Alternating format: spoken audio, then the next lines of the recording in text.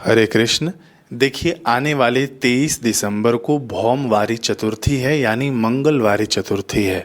ये बड़ा ही महत्वपूर्ण दिन माना गया है। कभी कभार योग आता है पूरे वर्ष भर में।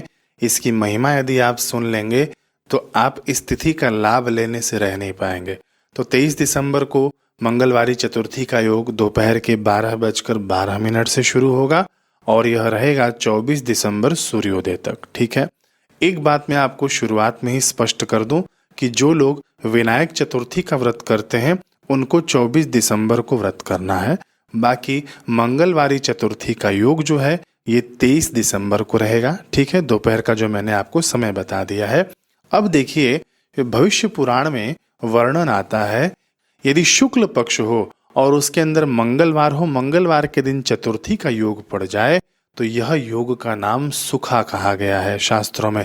सुखा का मतलब होता है जो सुख प्रदान करने वाला, समस्त चारों दिशाओं से सुख की वृद्धि करने वाला यह तिथि योग बन जाता है।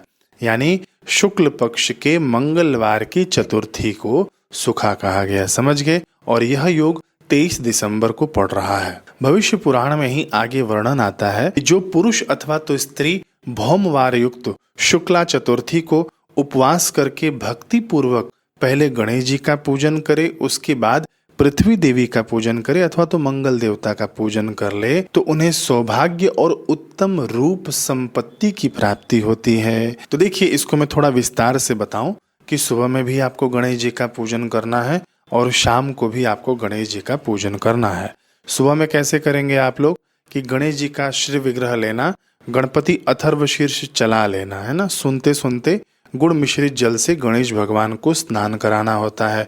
गुड़ मिश्रित जल क्या होता है, एक कटोरी में आप गुड़ लेना, थोड़ा सा वो पानी में घोल देना अच्छे से, फिर चम्मच से भगवान को इसी से स्नान कराते जाना, गणपति अथर्वशीर्ष सुनते हुए। ये बड़ी ही उत्तम साधना, सर्वोत्तम साधना गणेश जी की मानी गई है। गणपति अथर्वशीर्ष मेरे द्वारा पढ़ा गया है, सर्च कर लेना यूट्यूब पर गणपति अथर्वशीर्ष बाय योगीराज मनोज, तो आपको मिल जाएगा। दूसरा, जैसे आप पूजन करते हैं, सिंदूर से भगवान को तिलक कर दिया अथवा तो कुमकुम से तिलक कर दिया, दुर्वा अंकुर चढ़ा दिया, पुष्प चढ़ा दिया, ये तो आप कर ही सकते हैं। बाकी जो भौम पूजन होता है, या तो आप मंगल देवता का पूजन कर लें या तो सबसे आसान मैं आपको बता दूं, पृथ्वी देवी का आप लोग पूजन कर लेना। इसके लिए पृथ्वी देवी का मंत्र ना मिलता है ब्रह्म वैवर्त पुराण में, और इसकी विधि जो मैं आपको बता रहा हूँ ये भविष्य पुराण में, तो दोनों पुराणों को मिलाकर मैं आपको बता रहा हूँ। भविष्य पुराण में लिखा गया है कि एक लोटे में आप जल लेना, उसके अंदर रक्त चंदन, रक्त चंदन क्या होता है कि लाल चंदन का पाउडर, यह नहीं मिले तो आप लाल कुमकुम डाल देना।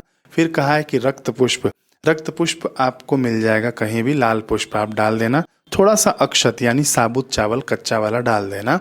फिर उसके बाद जो ब्रह्म वैवर्त पुराण में पृथ्वी देवी का मंत्र है जो भगवान नारायण ने बताया है, वह पढ़ते पढ़ते आप पृथ्वी देवी को जल अर्पित कर देना।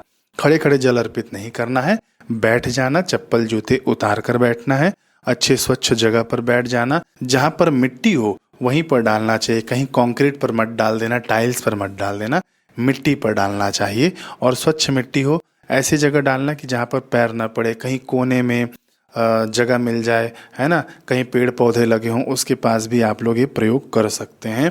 मंत्र आपको स्क्रीन पर दिख रहा होगा, ये मंत्र भगवान नारायण ने बताया हुआ है। मंत्र है ओम ह्रीम क्लीम श्रीम वाम वसुधाय स्वाहा। ओम ह्रीम क्लीम श्रीम वाम वसुधाय स्वाहा। ये मंत्र पढ़ते पढ़ते आप अर्घ दे देना, फिर कुछ देर बैठकर वहीं पर ये मंत्र पढ़ लेना, ओम ह्रीम क्लीम श्रीम वाम वसुधाय स्वाहा। ये मंत्र महाराज इतना शक्तिशाली है कि ब्रह्म वैवर्त पुराण में लिखा गया है कि कोई गृह प्रवेश करता हो अथवा तो कोई भूमि पूजन करता हो तो इस मंत्र का जप अवश्य कर लेना चाहिए। ये मंत्र का आप लोग स्क्रीनशॉट लेकर रख लेना, कहीं पर आप इसे ना नोटबुक में लिख कर रख लेना, क्योंकि ये मंत्र बड़े ही काम का है। कहीं नई जगह जाएं, नया ऑफिस खोलें तो धरती माता को, है ना, भले ही आपके ऑफिस आदि में टाइल्स वगैरह हो तो भी आप धरती माता का पूजन ऐसे स्पर्श करके मंत्र पढ़ते पढ़ते उनको प्रणाम कर लेना। धरती माता की प्रसन्नता मिलती है, वहाँ के जो स्थान देवता होते हैं वे भी आप पर राजी हो जाएंगे। ये मंत्र बड़ा ही शक्तिशाली मंत्र है। ठीक, अब हम लोग आगे बढ़ते हैं। अग्नि पुराण में इसको अंगारकी चतुर्थी कहा है कि चतुर्थ्यंगारके अभ्यर्च गणम सर्वमवाप्नुयात, यानी अंगारकी चतुर्थी के दिन यानी मंगलवारी चतुर्थी के दिन जो गणेश जी की पूजा करता है वह मनुष्य सब कुछ प्राप्त कर लेता है। अब मुख्य रूप से वर्णन गणेश पुराण के उपासना खंड में मिलता है। गणेश जी ने वरदान दिया है कि त्वदीया नामना च चतुर्थी प्रतिथा भुवि भविष्यति न संदेहो अंगारकिति विश्रुता। इसका अर्थ है कि भगवान गणेश जी ने मंगल देवता को वरदान दिया है कि हे अंगारक, आज यानी मंगलवार के दिन जो चतुर्थी है वह पृथ्वी पर तुम्हारे नाम से अंगारकी चतुर्थी के रूप में प्रसिद्ध होगी, जिसको हम लोग मंगलवारी चतुर्थी कह रहे हैं। ठीक है, और इसमें कोई भी संदेह नहीं है। आगे भगवान कह रहे हैं गणेश जी कि अस्याम वक्रतुंडस्य व्रतम यह कुरुते नरः न तस्य पुनरावृत्तिर बभूव कल्पकोटिभिः, यानी पुनरावृत्ति उसका नहीं होता, यानी आवागमन नहीं होता, गर्भावास नहीं होता, उसे मोक्ष की प्राप्ति होती है और जीवन से सभी संकट उसके दूर हो जाते हैं। वैसे तो सभी को पता है कि गणेश जी की उपासना जहाँ पर होती है समस्त संकट दूर हो जाते हैं वहां से। फिर आगे आता है कि संवत्सरस्य यावत यह चतुर्थयो मम वल्लभा तासाम यत् फलमाप्नोति कृत्वा त्वंगार किम सकृत। इसका अर्थ है कि गणेश जी मंगल देवता से कह रहे हैं कि हे अंगारक, वर्ष भर में जितनी भी चतुर्थियां होती हैं, देखिए जो लोग चतुर्थी का व्रत करते हैं उनको पता होगा कि एक महीने में 2 चतुर्थियां होती हैं, एक संकष्टी चतुर्थी, एक विनायक चतुर्थी होती है। ठीक है, ऐसे वर्ष भर में 24 चतुर्थियां होती हैं। ठीक, तो इस चतुर्थी का व्रत यदि कोई कर लेता है, यानी मंगलवारी चतुर्थी का कोई व्रत कर लेता है, तो उसको वर्ष भर की चतुर्थी के व्रत उपवास का पुण्य मिल जाता है। तो देखिए कितना सुंदर योग बन रहा है। डेट में आपको फिर से बता दूं, 23 दिसंबर। अब आगे और भी सुनिए कितनी अद्भुत महिमा है हमारे शास्त्रों में कि यत् किंचित दीयते दानम यास्याम वारके तव तदक्षयम भवेत सर्वम। तदक्षयम यानी अक्षय हो जाता है, सूर्य ग्रहण सन्निभम। इस श्लोक का अर्थ है, भगवान गणेश जी कह रहे हैं कि हे अंगारक, तुम्हारे वार को यानी मंगलवार को युक्त चतुर्थी हो, जो अभी है 23 दिसंबर को, तो इस दिन जो कुछ भी दान पुण्य अथवा तो कोई भी सत्कर्म किया जाता है वह सब सूर्य ग्रहण के समान किए गए दान के समान अक्षय हो जाता है, यानी वह कभी नाश नहीं होता, उसका ऐसा पुण्य हो जाता है। यह महाफलदायी माना गया है। सूर्य ग्रहण का हम लोग इंतजार करते हैं, चंद्र ग्रहण का हम लोग इंतजार करते हैं कि आए तो हम लोग कुछ दान दें और हमारे पुण्यों का बैंक बैलेंस बढ़े, पुण्यों की अभिवृद्धि हो।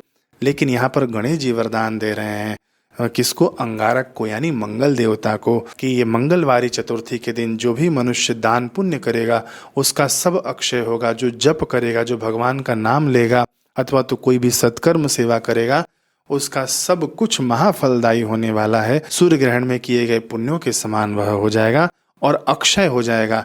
ऐसा पुण्य लाभ होगा कि कभी नाश नहीं होगा। यहाँ की धन संपत्ति, जो सांसारिक धन संपत्ति है, आप यहाँ पर कितना भी जमा कर लीजिए, यहाँ नाश होने ही वाला है। या तो यह छोड़कर चले जाएगा या तो आप इसको छोड़कर चले जाएंगे। लेकिन यह ऐसा पुण्य है कि जन्म जन्मांतरों तक आपका साथ नहीं छोड़ने वाला है। तो ऐसा दुर्लभ मौका क्यों खोना। तो फिर से मैं बता दूं कि आपको इस दिन करना क्या है, इससे लाभ क्या होने वाला है। मैंने आपको बताया कि गणेश जी का इस दिन पूजन करिएगा, सुबह और शाम को भी, ठीक है। और हो सके तो रात्रि को चंद्र देवता के दर्शन कर लेना आप लोग। बाकी कर्ज मुक्ति के लिए आपको जो मैंने पृथ्वी माता को जो जल अर्पित करने के लिए मैंने मंत्र भी बताया, विधि भी बताई, वह आप कर लेना। इससे कर्ज मुक्ति में सहायता मिलेगी।